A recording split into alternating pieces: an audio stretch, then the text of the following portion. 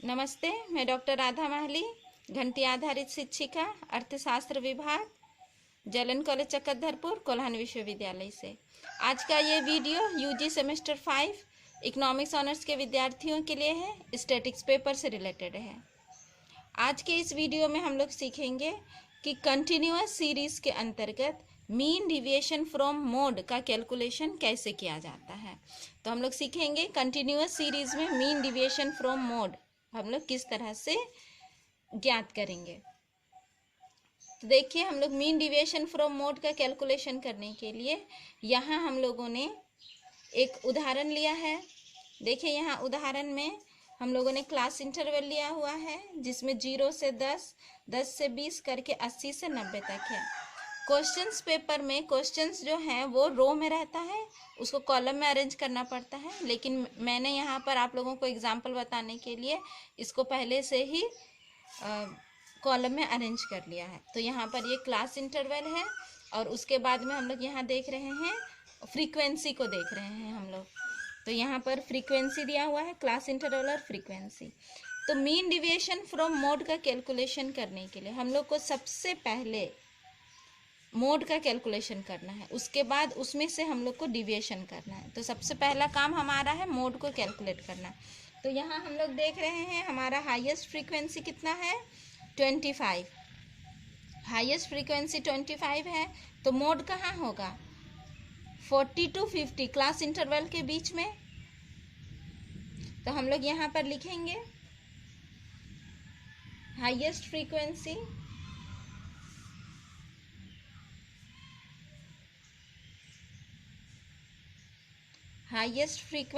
is 25, hence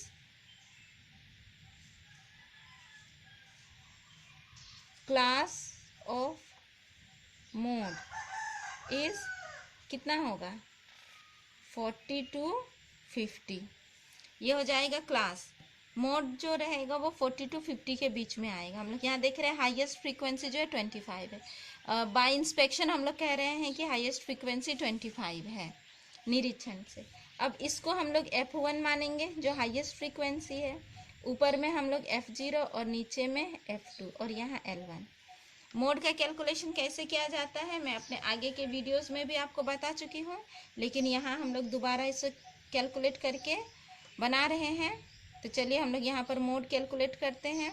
इसका formula है L1 plus F1 minus F0 divided by 2F1 minus F0 minus F2 into i. तो L1 कितना है हमारा 40 प्लस F1 कितना है 25, F0 कितना है 20, 2 इंटू F1 माइनस F0 और माइनस F2 कितना है 10 इंटू आई, इंटरवल कितना है 10। चलिए हम लोग इसको सॉल्व कर लेते हैं। तो ये हो जाएगा 40 और प्लस यहाँ बच जाएगा तुम्हारा 5 और 10 50 और नीचे कितना हो जाएगा 25 दूना 50, 50 में से 30 माइनस करेंगे हम लोग तो कितना बच जाएगा 20। हमारा आंसर कितना आ जाएगा 40 प्लस 2.5, 42.5। तो इस तरह से हमारा मोड कितना निकला, मोड निकला 42.5। ये एक आंसर हुआ। तो इस तरह हम लोग सबसे पहले मोड का कैलकुलेशन करेंगे। अब हमें डिविएशन कराना होगा, इस मोड से हमें डिविएशन कराना होगा। तो कंटिन्यूअस सीरीज में डिविएशन करने के लिए सबसे पहले हम लोग मीड वैल्यू को फाइंड करेंगे, मध्य बिंदु, तभी तो उसमें से हम लोग डिविएशन करेंगे। तो यहाँ हम लोग मध्य बिंदु यानी कि M मध्य बिंदु को फाइंड कर रहे हैं। देखिए मध्य बिंदु पहला घर का क्या होगा 0 प्लस 10 डिवाइडेड बाई 2 यानी कि 5, यहाँ होगा 5। अब यहाँ मध्य बिंदु में 10 10 बढ़ते जाएगा, 10 10 करके बढ़ रहा है।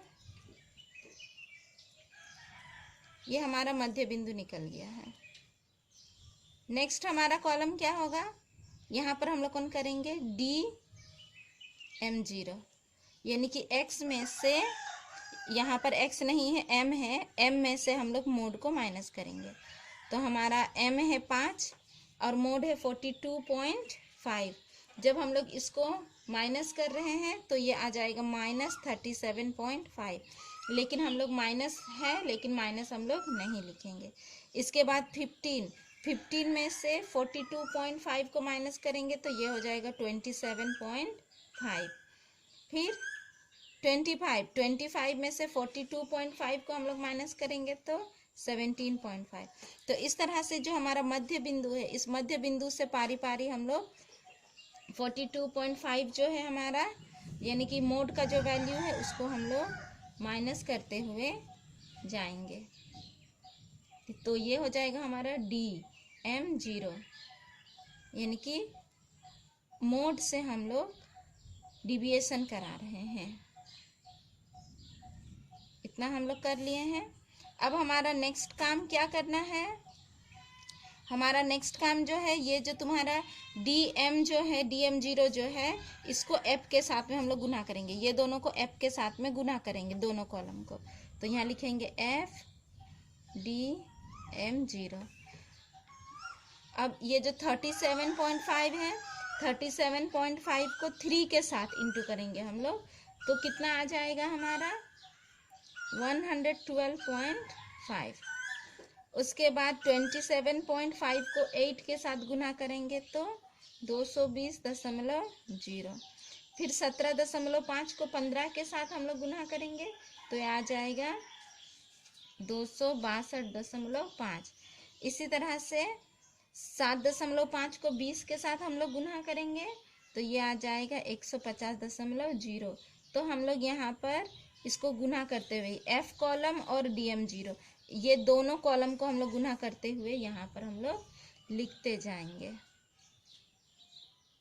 तो हम लोग गुना करके इसको यहाँ पर लिख रहे हैं।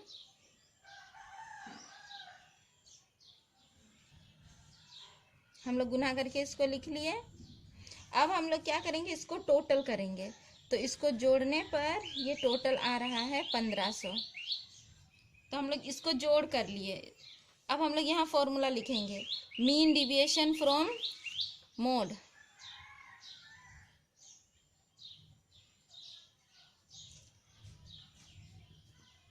Mean deviation from mode, mean deviation from mode बराबर सिग्मा FDM0 और डिवाइडेड बाय n।